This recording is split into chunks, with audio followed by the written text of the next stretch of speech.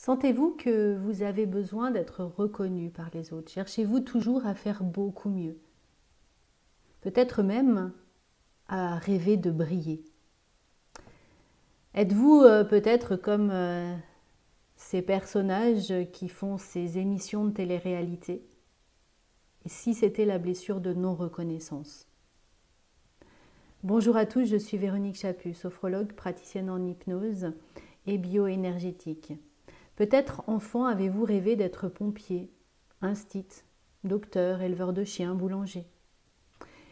Et puis à un moment donné, peut-être un parent, quelqu'un de très proche, quelqu'un que vous aimiez, est venu par une remarque humiliante, mais c'est pas un métier, éleveur de chiens, ça sert à rien d'être boulanger, ou tu feras mieux de ta vie, c'est un métier nul.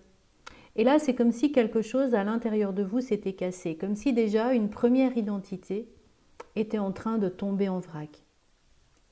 Pour autant, l'enfant que vous avez été, à ce moment-là, il doit vraiment être aimé, il ne peut pas se passer de l'adulte.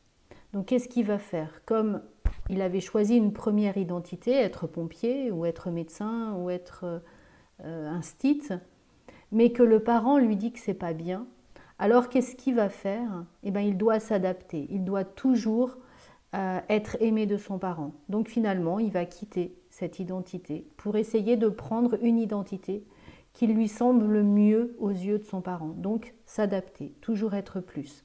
Il ne sera jamais content. Souvent, à l'âge adulte, on va masquer ça par des antidépresseurs, par de l'alcool. Et surtout, on va avoir énormément d'exigences peut-être pour vos prochains enfants. Ce qui fait que même vos enfants, ils ne vont pas réussir à faire le métier qu'ils veulent. Et ça, c'est quand vous allez avoir la même blessure du coup que vos parents. Vous n'allez pas sortir de cette blessure. Quelquefois, on va au contraire complètement sortir de la blessure, c'est-à-dire qu'on va faire l'inverse de ce que le parent veut faire. C'est-à-dire qu'il ne veut pas que je sois boulanger, eh bien je vais être boulanger. Mais pour autant, la personne va très mal le vivre.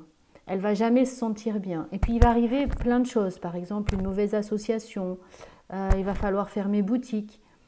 Vous savez, quand les parents vont dire « je te l'avais bien dit », il va y avoir plein de déboires. S'il y a quelqu'un qui ne doit pas réussir, ça va être cette personne. Mais heureusement, il y a une troisième possibilité. La troisième possibilité, c'est de prendre de la hauteur par rapport à cette blessure de non-reconnaissance. De pouvoir la travailler, la reconnaître, se reconnaître. Et quand on va réussir à faire ça, alors on va pouvoir sublimer la blessure et on va pouvoir rentrer dans un travail qui va nous épanouir.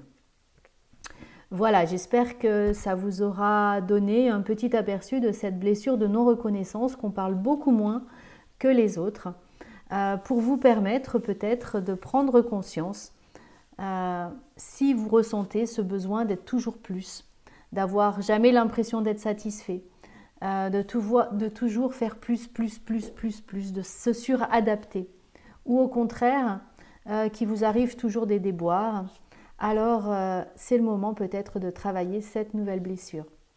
Voilà. Merci à tous en tout cas, n'hésitez pas à vous abonner, n'hésitez pas aussi